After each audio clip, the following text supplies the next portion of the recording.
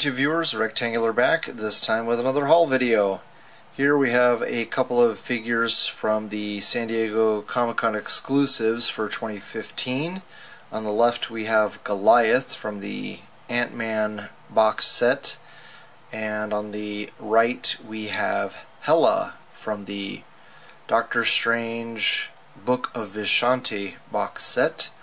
I really wanted these two figures the most, so I purchased these on eBay before Comic-Con began with the hope that the person going to the con would actually be able to get them, and they came through and here they are. So the Goliath was really the most important figure I wanted from that set. You know, I'm primarily just a 6-inch collector, so the 3 3/4 inch Hank Pym would be nice to have, but it doesn't really work for most of the displays I would end up doing, because all the other 3 3/4 inch figures for the most part I have are either cosmic characters or other versions of Ant-Man, so not really useful for me.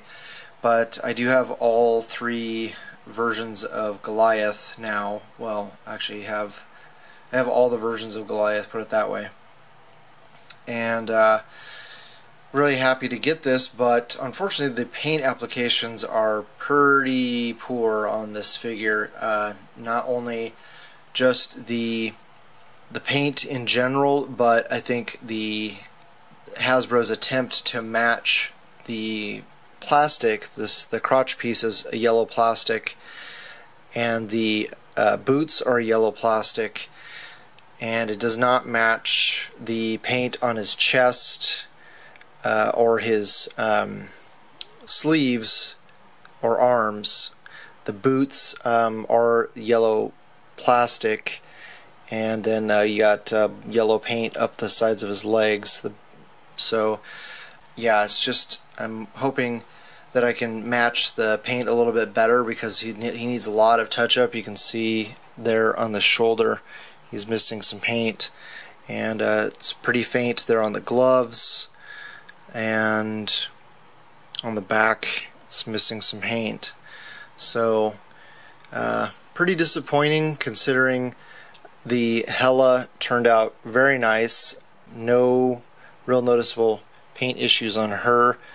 The box set that I just got for the Guardians of the Galaxy, the paint, with the exception of Gamora, was spot on pretty much all the figures there.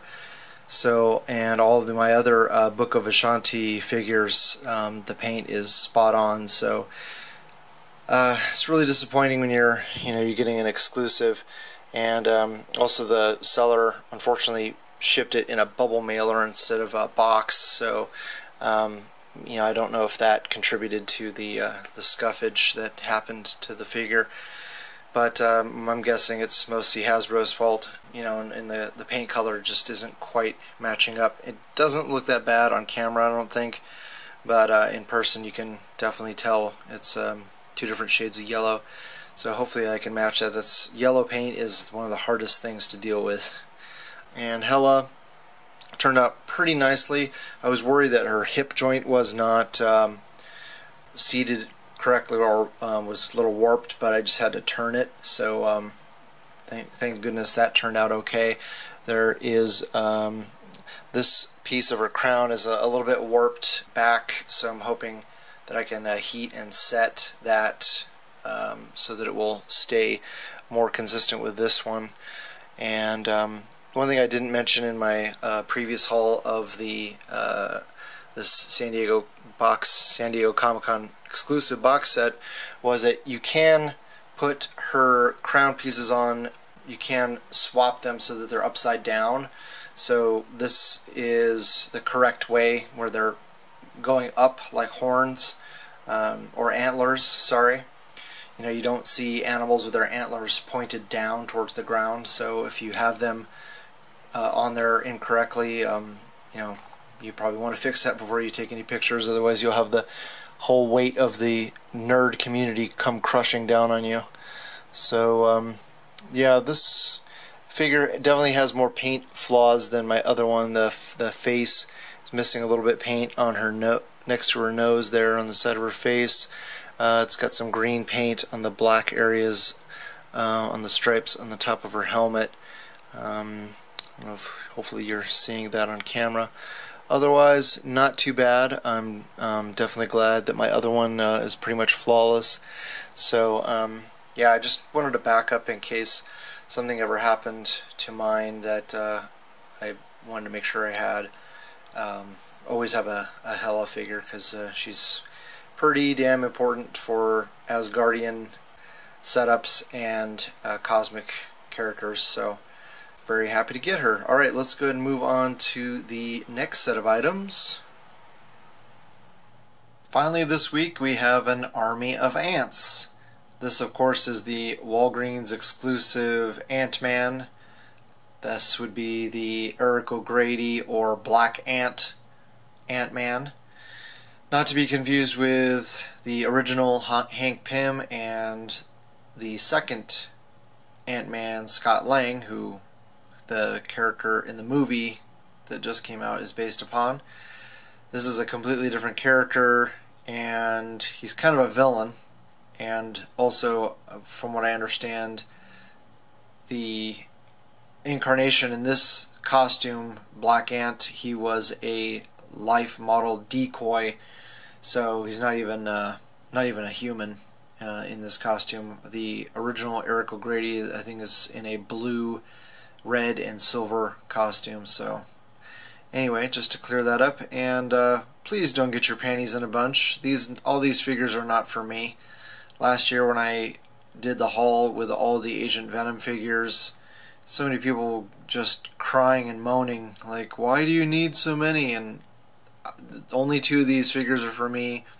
Once again, I'm helping out friends who live in England who do not have Walgreens, so they have a very difficult time trying to get their hands on Walgreens exclusives. So 3 of these will be going to England tomorrow, and 2 of these are for me. So I'm gonna keep 1 for myself and see if they're gonna announce that we're gonna get a classic version of Ant-Man in this body mold. Otherwise, I'm going to repaint one as a classic Hank Pym and or Scott Lang. So anyway, let's get one of these guys out of the package and get a closer look at him.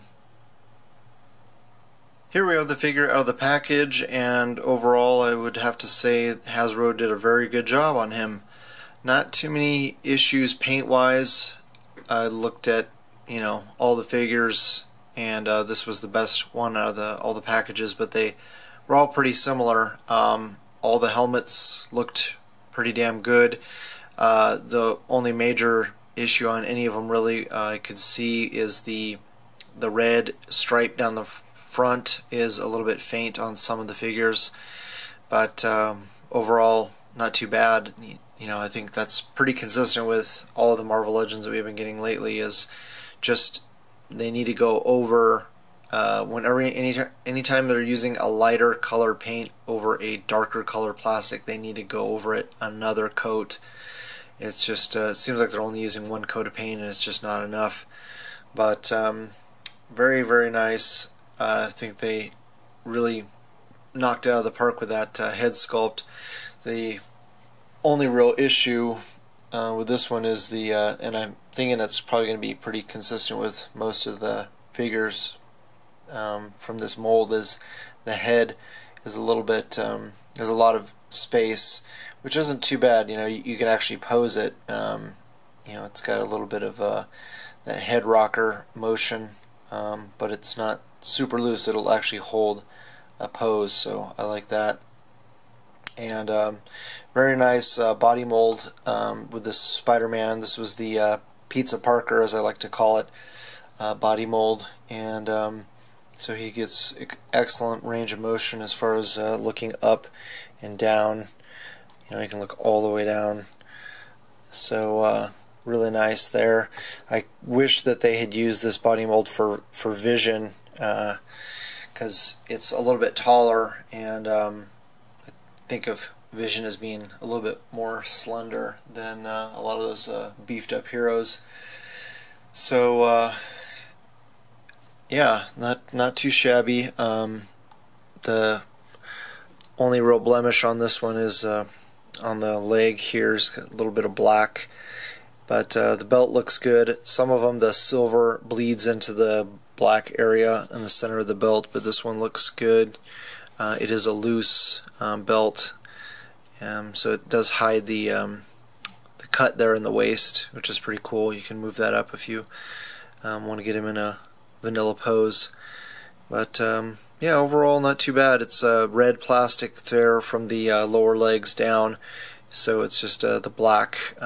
Could probably use a little bit more there in the joints of the leg, but this one turned out pretty nice. So I think that's just some black paint that I can probably wipe off with my fingers. Nothing too major there. So yeah, he stands really well. You know, if you own that Pizza Parker Spider-Man, you know what to expect out of this figure. It does have a peg hole in the back, so you can use a flight stand for him, which is pretty cool. And yeah, I'm not a huge fan of the more modern comics that this guy is a part of, so you know, I would be wanting to get 3 of them to do a still motion display, but you know, since I'd much rather have a classic Ant-Man, I'll you know, hold out that Hasbro will give us this same figure, but in the more traditional Ant-Man body or paint scheme. Here's a quick size comparison with the movie Ant-Man on the left and the Toy Biz Scott Lang Ant-Man on the right. And you can see he's a little bit taller than the Toy Biz version and maybe just a hair shorter than the movie version of Scott Lang. Yeah, I think this body looks pretty good. The little bit on the skinny side, I would say, but I kind of like having better articulation on this thinner mold. Let me know what you guys think. And with that, hopefully you guys liked the video, you share with your friends, subscribe if you haven't already, and I always love hearing back from you guys, so please leave a comment below. Thanks so much for watching, and I'll talk to you guys later.